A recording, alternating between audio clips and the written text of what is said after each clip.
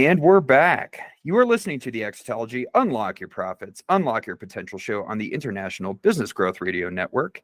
And I am Jason Wally Waldron, your host today, and I am joined by Jordan Berg and David Blauzen of CSG Partners, and we have been talking ESOPs. And before we dive into this last section of our show here today, I want to remind you that you can go to exotology.com, click contact us, and ask us any question under the sun about what you're hearing in these episodes, and we will answer them on an upcoming radio show podcast for you.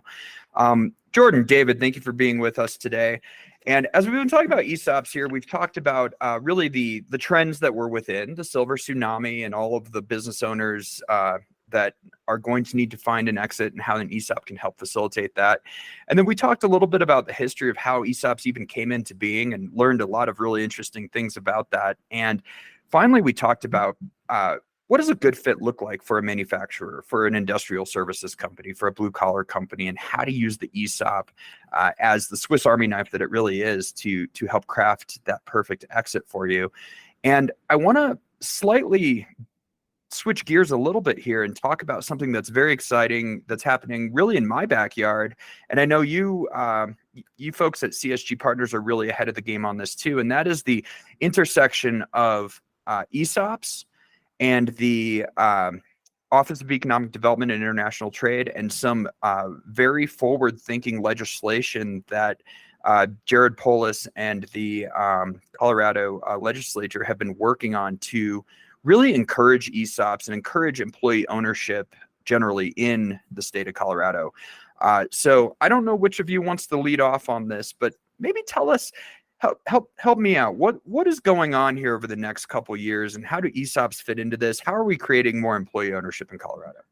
Yeah, and we're seeing this in a few states, but Colorado is really at the forefront here. And there's actually been now two pieces of legislation passed. Initially, the Colorado Employee Ownership Tax Credit was giving companies up to $100,000 to subsidize the conversion cost to an employee ownership model, and that includes, but is not limited to, ESOPs. A piece of legislation that just got passed in the last month is going to up that incentive to $150,000. I mean, that's huge. So, so this is obviously for companies that are headquartered and operated in Colorado. They've got to be there for more than 1 year. They've got to be in good standing with the Secretary of State. But you know, aside there's got to be an equity transfer of at least 20% to qualify for the incentive. P.S. To really get the ESOP tax benefits we've been talking about today, you're going to want to have at least a 30% sale. So we're certainly above that threshold as well. And it's you know, obviously there's a little bit of paperwork that needs to be done. There's kind of some pre and post registration on a transaction, but this is a well put together leveraged ESOP transaction with financing is going to cost on par with what an M&A transaction would cost to execute, right? So in this case, you know, the kind of work that our firm is doing at CSG, these kind of ESOPs, I'd say for companies with EBITDAs of 3 million and higher, when you're really getting into this heavy duty complex ESOP, this benefit can make a tremendous difference. So I mean, it's extremely forward thinking. You know, Colorado believes in keeping business in Colorado, you know, creating wealth across the spectrum. And you're seeing it in the legislation, and you're seeing it in the work of OEDIT, and you're seeing it with the Colorado Employee Ownership Commission as well. It's a really comprehensive effort. I'll tell you what I think is really amazing from where I sit is, you know, they're essentially taking off the table the, if you will, the startup cost of going in an ESOP direction. So they're basically incentivizing you to think long term, taking that, you know, giving you a tax credit to make all of the paper pushing that takes place seamless, essentially, and, you know, free over a period of time. And in doing so, the state is essentially saying, you know, let's invest in keeping good jobs and keeping a healthy economy in Colorado. Let's invest in, you know, that full-time employment, because putting on the economic development hat for a minute, you know, economic development is all about full-time employment and the economic multiplier, because every good job, for instance, in manufacturing, We talk about this all the time in Colorado manufacturing circles. For every manufacturing job that there is, you can trace a minimum of 3 other good jobs around that. But then as the multiplier effects, there's really about 7 to 9 to even 10 jobs, kind of on down the line for every really good full-time employment job. So, 100K here, 150K there from the state of Colorado over there to create this entire next generation thriving economy. I think, as a citizen of Colorado, I'm excited that they're doing that. I'm really excited to hear that you guys are, at CSG Partners are part of that solution. We've been, I mean, OEDIT has been great. I mean, everybody working, especially on the Employee Ownership Commission, is so dedicated to expanding, ESOP formation and employee ownership in general in the state.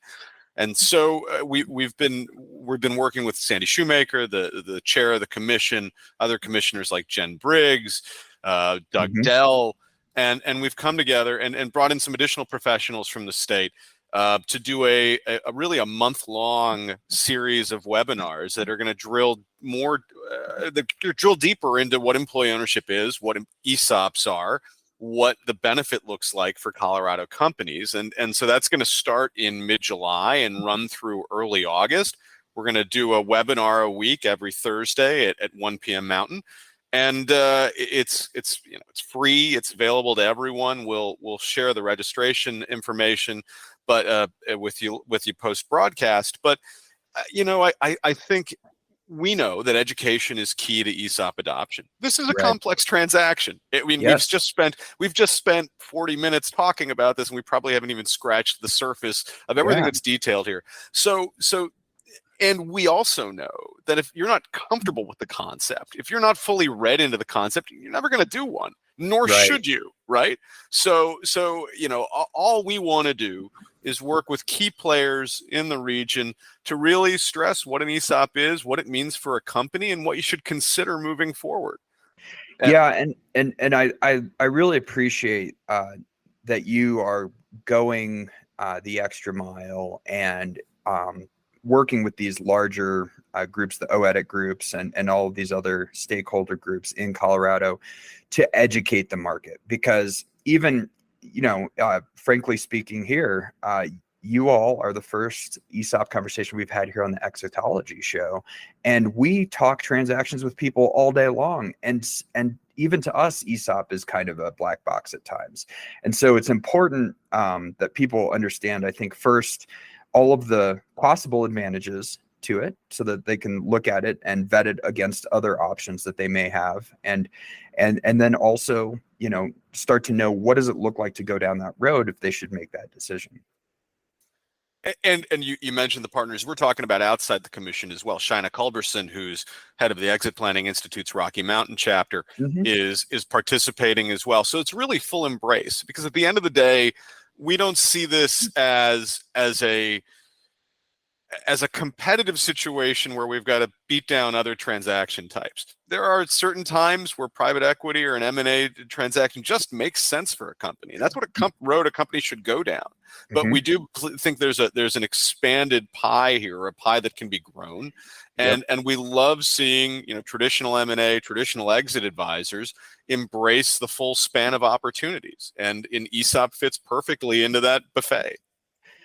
Yeah. And as I look at one of the initiatives that is being talked about here, just in the Denver area, really Colorado area, manufacturing space especially, is how do we create a state where the reshoring initiative can thrive? And so that's a 10, 20, 30 year forward thinking type scenario.